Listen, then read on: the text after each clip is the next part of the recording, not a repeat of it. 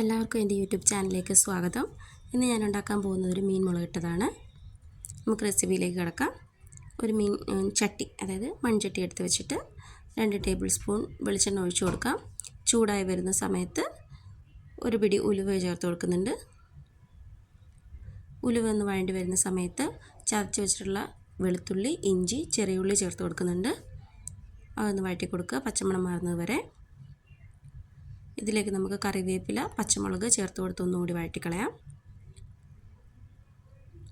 അതും കൂടി ഒന്ന് വഴണ്ടി വരുമ്പോൾ നമുക്ക് അതിലേക്ക് വേണ്ട പൊടികൾ ചേർത്ത് കൊടുക്കണം. ഞാനിവിടെ ചേർക്കുന്ന 1 ടീസ്പൂൺ മഞ്ഞൾപ്പൊടി, 2 ടീസ്പൂൺ മുളക് പൊടി. 2 ടീസ്പൂൺ എന്ന് പറയുമ്പോൾ എരിവുള്ളതും കാശ്മീരിയും കൂടെ മിക്സ് ചെയ്തതാണ്. അതും കൂടി ചേർത്ത് നന്നായിട്ടൊന്ന് വഴറ്റി കൊടുക്കുക. പച്ചമണം മാറുന്ന വരെ വഴറ്റിയ ശേഷം ഒരു 1/4 കപ്പ് ചെറു ചൂടുള്ള വെള്ളം കൂടി ചേർത്ത് നമുക്ക് ഇളക്കി കൊടുക്കാം. പൊടി കരിഞ്ഞു പോകാതിരിക്കാൻ വേണ്ടിയിട്ടാണ് ഇങ്ങനെ വെള്ളം ചേർത്ത് കൊടുത്തിട്ടുള്ളത്.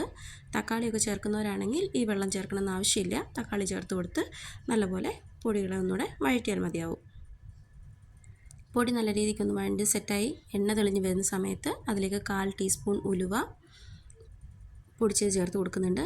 അതുകൂടി നന്നായിട്ട് വഴറ്റിയ ശേഷം കുടംപുളി ചൂടുവെള്ളത്തിലിട്ട് വെച്ചതാണ്, അതിനും കൂടി ചേർത്തിട്ട് നമുക്ക് നന്നായിട്ട് ഇളക്കി യോജിപ്പിക്കാം. ഇനി കറിയിലേക്ക് ആവശ്യമായിട്ടുള്ള വെള്ളം, എത്ര വെള്ളമാണോ നിങ്ങൾക്ക് ചാറ് എത്രയാണോ വേണ്ടത് അതിനനുസരിച്ച് ഒഴിച്ചു കൊടുക്കാവുന്നതാണ്. അതും കൂടി ഒഴിച്ചു കൊടുത്ത് ഉപ്പിട്ട ശേഷം ഈ ചാറിനെ നമുക്ക് തിളപ്പിക്കണം.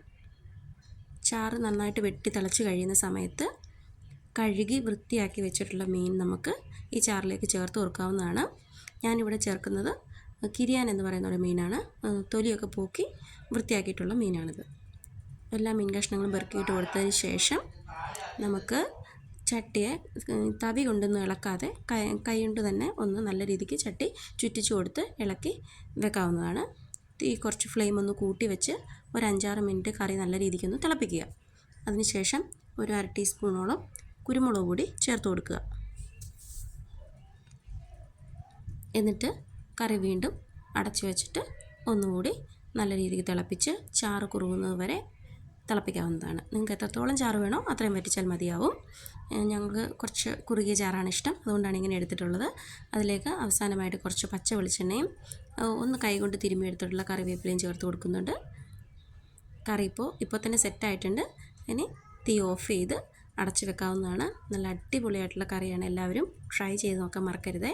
ഇഷ്ടമായെങ്കിൽ സബ്സ്ക്രൈബ് ചെയ്യാനും ലൈക്ക് അടിക്കാനും കമൻറ്റ് ചെയ്യാനും അഭിപ്രായങ്ങളും നിർദ്ദേശങ്ങളും അറിയിക്കാനും മറക്കരുത്.